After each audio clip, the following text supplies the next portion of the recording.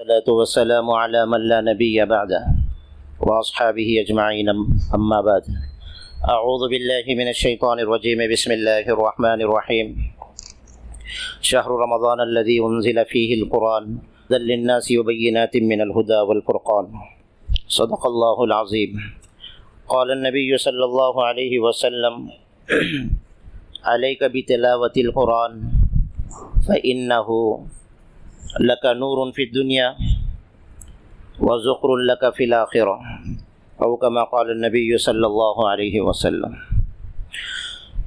محترم بھائیو بزرگوں، رمضان کا وہ مبارک مہینہ جس میں اللہ تعالیٰ نے قرآن پاک کو نازل فرمایا، شہر رمضان الذی انزل فیہ القرآن ہدی للناس، کہ اللہ تعالیٰ نے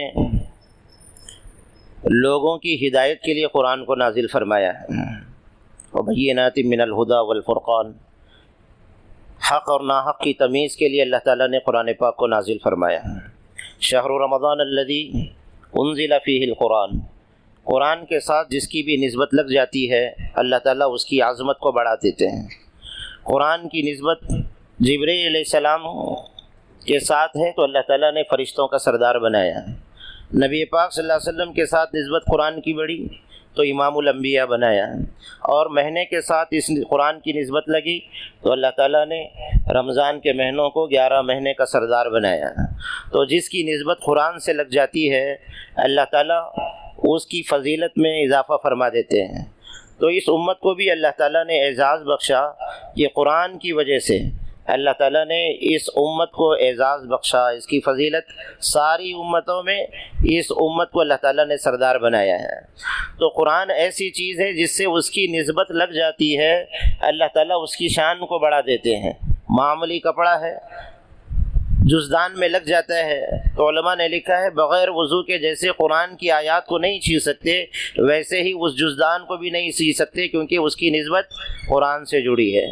ایک پیپر ہے، اس پہ آپ فلم کا پوسٹر لگتا ہے، اور ایک پیپر ہے جس پہ قرآن کی آیت لکھی جاتی ہے۔ پیپر ایک ہی کمپنی کا ہے، ایک ہی کوالٹی ہے، لیکن اس پیپر کی عظمت کو دیکھو، اس کو نکال کر کوڑا کرکٹ میں پھینکا جاتا ہے اور اس کو چوما جاتا ہے، سروں پہ رکھا جاتا ہے، سینے سے لگایا جاتا ہے۔ تو جو نسبت قرآن کی جس سے لگ جاتی ہے، معمولی کاغذ، معمولی کپڑا، اس کی شان بڑھ جاتی ہے۔ اب ایک مومن اپنے ساتھ قرآن کے ساتھ اپنی نسبت کو لگاتا ہے تو اللہ اس کی کتنی شان بڑھا دیں گے، اور اگر اس سے کوئی پہلو تہی کرتا ہے تو اس سے زیادہ کوئی ذلیل نہیں ہوتا۔ وہ معزز تھے زمانے میں، علامہ اقبال فرماتے ہیں صحابہ کے بارے میں، وہ معزز تھے زمانے میں مسلمان ہو کر ہم خار ہوئے تاریک قرآن ہو کر۔ تو ہمارے دنیا کے اندر خار ہونا، بے عزت ہونا، ذلیل ہونا، اس کا ایک ہی انجام وہ یہ ہے کہ ہم نے قرآن سے اپنا تعلق دور کر لیا۔ وہ معزز تھے زمانے میں مسلمان ہو کر ہم خار ہوئے تاریک قرآن ہو کر۔ تو یہ کلام سینوں میں داخل ہونے کے لیے آیا۔ اللہ کے نبی کی خواہش دیکھو، آدمی بیوی کی خواہش پورا کرنے کو تیار ہے، ماں کی خواہش پورا کرنے کو تیار ہے، شادی بیاہ کے موقع پر دادی نانی کی خواہش کو پورا کر لیتا ہے، یہاں تک کہ گھر کی نوکرانی کی خواہش بھی جو ہے شادی موقع پر اس کا بھی لحاظ کر لیتا ہے۔ لیکن نبی کی خواہش کیا ہے کہ میری یہ خواہش ہے کہ میرے ہر امتی کے سینے میں قرآن کا دل ہو، یاسین ہو۔ کتنے مسلمانوں کو اس کی فکر ہے کہ میرے قرآن، میرے دل کے اندر کچھ قرآن موجود ہو۔ اللہ کے نبی کی خواہش کا کوئی احترام نہیں ہے۔ یہ قرآن سینوں میں لانے کے لیے اللہ تعالیٰ نے، زندگیوں میں عمل میں لانے کے لیے اللہ تعالیٰ نے یہ قرآن پاک دیا ہے۔ اسی لیے ایک شاعر نے لکھا ہے ہر لفظ کو سینے میں بسا لے تو بنے بات، طاقوں میں سجانے کو یہ قرآن نہیں ہے۔ قرآن طاقوں میں رکھنے کے لیے نہیں آیا ہے، یہ زندگی میں پڑھنے کے لیے آیا ہے، زندگی میں لانے کے لیے آیا ہے۔ کہ اللہ تعالیٰ نے اس قرآن پاک کو رمضان المبارک میں نازل فرمایا۔ جتنی بھی کتابیں ہیں ساری کی ساری رمضان میں نازل ہوئی، اور قرآن پاک شب قدر کے اندر نازل ہوا۔ کہ نسبت جس چیز سے قرآن کی لگی اللہ نے اس کی شان بڑھائی۔ جیسے رمضان میں نازل ہوا رمضان کی شان بڑھ گئی، اور شب قدر میں نازل ہوئی تو شب قدر کی شان اللہ تعالیٰ نے اس رات کی بڑھا دی۔ کہ یہ رات وہ ہے جس میں اللہ تعالیٰ 1000 راتوں سے زیادہ بہتر بتلائے ہیں. تو جس سے بھی نسبت قرآن کی لگ جاتی ہے اللہ تعالیٰ اس کی شان کو بڑھا دیتے ہیں. اب مسلمان چاہے کہ میری شان بڑھے تو اس کی تلاوت قرآن سے لگاؤ، قرآن کے اوپر عمل کرنے کا جذبہ ہماری زندگی کے اندر مسلمان کے اندر ہونا چاہیے. خصوصاً قرآن مجید کو رمضان میں بہت زیادہ اہتمام سے پڑھنے کا شوق و ذوق ہر مسلمان کو ہونا چاہیے. قرآن پاک نبی رحمت صلی اللہ علیہ وسلم نے فرمایا علیک بتلاوت القرآن، لازم ہے کہ تم قرآن کی تلاوت کرو. کیوں کرو؟ اس کی وجہ بھی بتلائی ہے. نور لک فی الدنیا، کہ یہ قرآن تمہارے لیے دنیا میں نور کا ذریعہ بنے گا، اور وذخر لک فی الآخرہ، یہ آخرت میں تمہارے لیے ذخیرہ ہوگا. تو صحابہ کی زندگیوں کو اٹھا کر دیکھیں قرآن کیسے پڑھتے تھے. حضرت عثمان غنی رضی اللہ عنہ کہتے ہیں لو طہرت قلوبکم، اگر تمہارے دل پاک ہوتے، لم اشبعتم بالقرآن، کبھی بھی تم قرآن سے کبھی تمہارے دل نہیں بھرتے. نبی کی دعا ہے آپ صلی اللہ علیہ وسلم کی، اللہم اجعل القرآن ربیع قلبی، اے اللہ میرے دل کو قرآن پاک کے پڑھنے کو دل کی بہار بنا دے. حضرت فاطمہ رضی اللہ عنہ سردی کی راتیں ہیں، عشاء کے بعد 2 رکعت نفل کی نیت باندھی ہے، قرآن پڑھ رہی ہے، سلام نہیں پھیرا، قاعدے میں بیٹھی ہیں، فجر کی اذان ہوئی، سلام پھیر کر ہاتھ اٹھائے اور دعا کر رہی ہے، اے اللہ شکوہ کر رہی ہے، اللہ تیری راتیں کتنی مختصر ہے کہ محمد رسول اللہ کی بیٹی نے 2 رکعت نہیں پڑھی، فجر کی اذان ہو گئی. تو قرآن کے پڑھنے میں اتنا ذوق شوق ان کی زندگیوں کے اندر تھا. کثرت سے قرآن پاک رمضان المبارک میں ہر مسلمان کو پڑھنا چاہیے، گہرا تعلق اس کے ساتھ ہونا چاہیے. آپ ایک داستان ہے قرآن پڑھنے والوں کی. حضرت امام اعظم ابو حنیفہ رحمۃ اللہ علیہ بڑے فقیہ گزرے ہیں، مسائل کا استنباط کتنا بڑا عمل ہے، لیکن رمضان میں اتنے بڑے عمل کو چھوڑ دیتے تھے اور قرآن پاک کی تلاوت کے ساتھ اپنی زندگی کو رمضان کو گزارتے تھے. رمضان میں 61 قرآن مجید امام اعظم ابو حنیفہ رحمۃ اللہ علیہ تکمیل کر لیتے تھے. امام شافعی بڑی فقیہ ہیں، فقاہت بڑا کام ہوتا ہے، ریسرچ کا کام ہوتا ہے، لیکن اس کو چھوڑ کر رمضان المبارک میں 63 قرآن مجید ختم فرما لیتے تھے.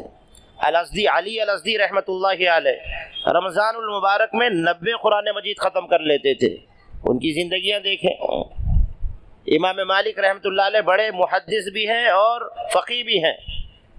رمضان المبارک میں آپ کا معمول تھا 60 قرآن مجید ختم فرما لیا کرتے تھے. یہ ہمارے اسلاف کی زندگیاں ہیں کہ ایسے قرآن پاک کو رمضان المبارک میں پڑھ کر اس کے حق کو ادا کیا. ایک داستان ہے، ایک بزرگ علی ابن معبد رحمۃ اللہ علیہ رمضان المبارک میں 40 قرآن مجید ختم فرما لیا کرتے تھے. اپنے بیٹے کو بلایا اور بلا کے کہنے لگے بیٹا یہ جو حجرہ ہے اس میں کبھی گناہ نہ کرنا، میں نے 40,000 قرآن مجید اپنی زندگی میں یہاں پڑھے. ہم گن بھی نہیں سکتے کہ کتنے قرآن ہماری زندگیوں کے اندر ہم نے مکمل کیے ہیں. آسانی سے گن سکتے ہیں، لیکن ان کی زندگیوں کو دیکھیں کہ رمضان کے مہینے میں 90 63 61 40. امام بخاری رحمۃ اللہ علیہ بڑے محدث گزرے ہیں، صرف نوافل میں روزانہ 10 پارے پڑھ لیا کرتے تھے. 45-50 قرآن مجید رمضان میں ختم فرما لیا کرتے تھے. یہ ہمارے اکابر کی زندگیاں. اسی لیے علماء نے لکھا ہے کہ قرآن کا حق یہ ہے کہ رمضان جو ہے سال میں 1 مرتبہ ہر مومن کو پڑھنا ضروری ہے، تکمیل ہونا چاہیے، لیکن ہم نہیں پڑھتے. آج سیل فون نے ہماری زندگیوں کو دین سے دور کر دیا ہے. قرآن پڑھتے ہیں تو وہی سیل فون میں پڑھ رہے ہیں. علماء نے لکھا ہے کہ اس سے آپ کو قرآن پڑھنے کا ثواب تو ملے گا لیکن نور نہیں مل سکتا. پیپر میں جو قرآن لکھا ہوا ہے اس کے پڑھنے کی جو نورانیت ہے اس کا نور فون میں دیکھ کر پڑھنے سے نہیں مل سکتا. مسجد میں قرآن موجود ہے، سامنے رکھا ہوا ہے، ہاتھ نہیں بڑھ رہے ہیں، وہی فون لے کے آپ جو ہے اس میں دیکھ رہے ہیں. یہ قرآن کی بے ادبی کے اندر علماء نے اس کو شمار کیا ہے. تو میرے بھائیوں بزرگوں دوستو، رمضان مبارک میں خاص لگاؤ قرآن پاک سے ہمارا ہونا چاہیے. اللہ کے نبی صلی اللہ علیہ وسلم رمضان میں حضرت جبرائیل علیہ الصلاۃ والسلام کو پورا قرآن مجید سنایا کرتے تھے اور پورا قرآن مجید جبرائیل علیہ السلام سے سنا کرتے تھے۔ اور آخری سال جب اللہ کے نبی صلی اللہ علیہ وسلم دنیا سے وصال فرما گئے، جبرائیل علیہ السلام کو 2 مرتبہ سنایا ہے۔ تو رمضان کا مہینہ قرآن کے پڑھنے کا مہینہ ہے، قرآن سے تعلق کو لگانے کا مہینہ ہے، کثرت سے قرآن پاک کو پڑھنے کا مہینہ ہے، جیسے صحابہ اکرام رضوان اللہ تعالی علیہم اجمعین اور ہمارے اکابر کی جو زندگیاں تھیں، یہ قرآن کے ساتھ گہرا تعلق رمضان میں اپنے بڑے بڑے اعمال، حدیث کی خدمت ہے، فقہ کی خدمت ہے، اس کو چھوڑ کر صرف قرآن پر اپنی پوری توجہ لگاتے تھے۔ قرآن کے ساتھ گہرا تعلق جو ہے ہمارے اکابر اور اسلاف کی زندگیوں کا تھا۔ تو اس لیے گھروں کے اندر قرآن کے پڑھنے کا نظام اور ماحول بنانا چاہیے۔ ابھی غفلت جو ہوئی ہے، ابھی بچے ہوئے کچھ دنوں میں یہ طے کر لے کہ یہ بچے ہوئے ایام کو قرآن کو پڑھنے میں گزاریں گے، قرآن کو تکمیل کے ساتھ، رمضان کو ختم کرنے کے ساتھ گزاریں گے۔ اور ایک چیز کہ رمضان کے اندر جو بڑا عمل ہے وہ اعتکاف ہے۔ اعتکاف کی بڑی فضیلت ہے۔ اللہ کے نبی صلی اللہ علیہ وسلم 10 سال مسلسل اعتکاف فرمائے، کسی وجہ سے 1 سال اعتکاف نہیں کیا تو رمضان کے بعد اللہ کے نبی صلی اللہ علیہ وسلم نے اس اعتکاف کی قضا کی ہے۔ تو اعتکاف سنت مؤکدہ علی الکفایہ جو ہے یہ ہے کہ اس بستی کے اندر ایک آدمی اگر اعتکاف میں بیٹھ جاوے تو سب کی طرف سے جو ہے ادا ہو جائے گا، اگر ایک بھی نہ بیٹھے تو سارے کے سارے گناہگار ہو جائیں گے۔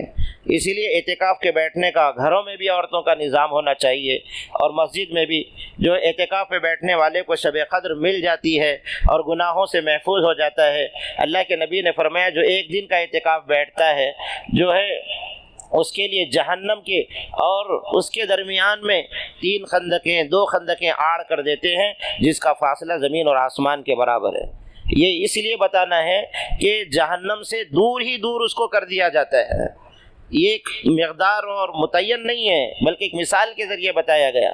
تو اسی لیے اعتکاف کا بھی مزاج، ماحول اللہ تعالی ہمارا بنانا چاہیے کہ اس کی بھی فکر کریں کہ میں یہ چند دن اعتکاف میں گزاروں گا تو انشاءاللہ رمضان میں قرآن سے بھی تعلق ہو، اعتکاف کا بھی اہتمام ہو، تاکہ شب قدر کی عظیم رات ہمارے حصے میں آئے۔